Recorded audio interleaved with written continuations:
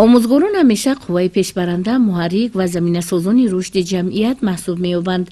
محض توسط کوشش‌های آموزگاران نسل‌های آینده‌ساز به کمال می‌رسند که آنها را می‌توان سرمایه مهمترین و بی‌بهای هر یک ملت دانست.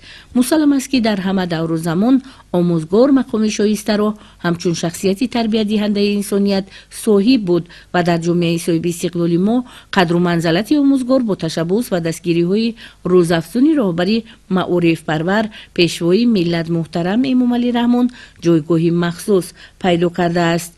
بنیاد مکتب‌های نو، تعمیر مکتب‌های موجوده، بلند برداشتن مزد مهنت آموزگاران و قدرشناسی آنها با جایزه‌های دولتی و مکافات صحوی از جمله اقدام‌هایی است که دولت برای دستگیری آموزگاران انجام می‌دهد. کلید همه گونه دستاورد و پیشروی و استقلالیت فکری معلم، آموزگار و خزینه معنوی و علمی او به شمار می رود. آموزگار مشعل فروزان است که به باطن آدمان نور می بخشد. آموزگار مثل باغبان است که نونیهالکان و نورسته های باغ زندگی را با مهر و محبت بی اندازه می پرورد تا آنها به آسیب به کمال رسند و میوه های پرثمر به بار آورند. گواراترین لحظه های حیات آموزگار اصیل محصول زحمت شب زنده‌داری ها چون شمع سوختن و ساختن های خویش را در پیروزی و کامیابی های شاگردان مشاهده کردن است. در مثال مادر مهربان، زنی عاقله و کاردان، تشبثکار و مهنت‌قرین، اعلاچی معارف تاجیکستان، سابقه دار سوهای معارف زبانی سعید و آموزگار فنی تاریخ و حقوق لیسه دولتی آریانوی شهر باختر میتوان صدها نفر آموزگاران اصیل را پیش نظر آورد که دنیای خود را با نور خیرات منور نمودند و چون آینه پرجلو راه شاگردان را با چراغ علم و دانش منور میکنند.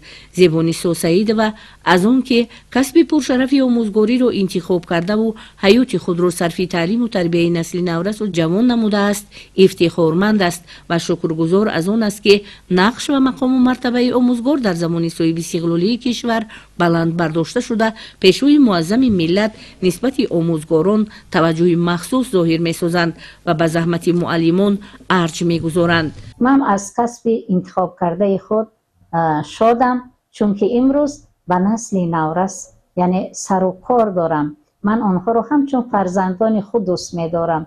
وقتی که سحر یعنی به مکتب داخل می‌شوم، دلم گشوده می‌شود که چقدر من خوانندگان رو یعنی دوست می‌دارم و آنها درس می‌گویم. امروز از حکومت جمهوری تاجیکستان، از پیشوای معظم ملت خیلی شاد هستم که خدمت‌های من رو به نظر گرفته سال 2016 با مدال شایسته مرا مکافاتاندند و اینچنین از سال 2010 همچون اعلاچی معارف و علم جمهوری تاجیکستان می باشم.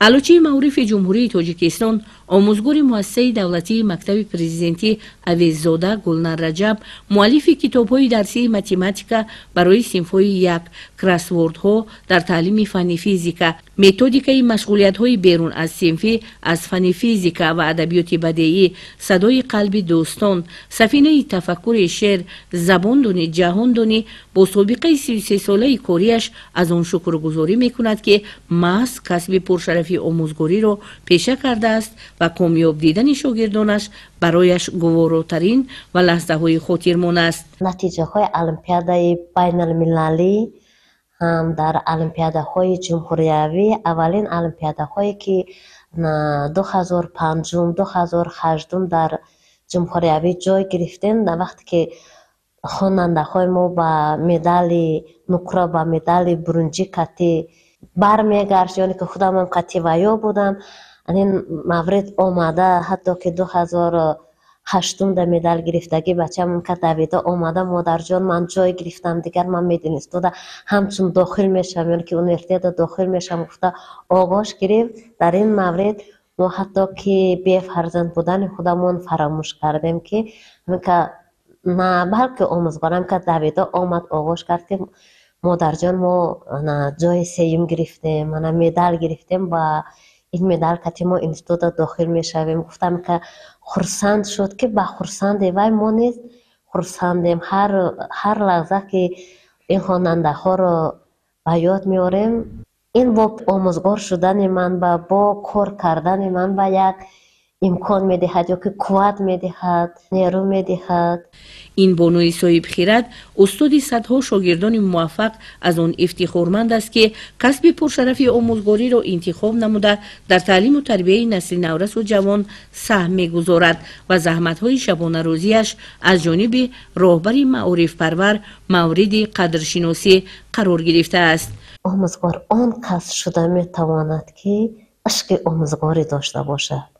یکم عشق آموزگاری داشته باشد و انسان آموزگار شده میتواند. بعد باید طلبه را دوست داشته تونه. بعد دانش دادن آسان میشه.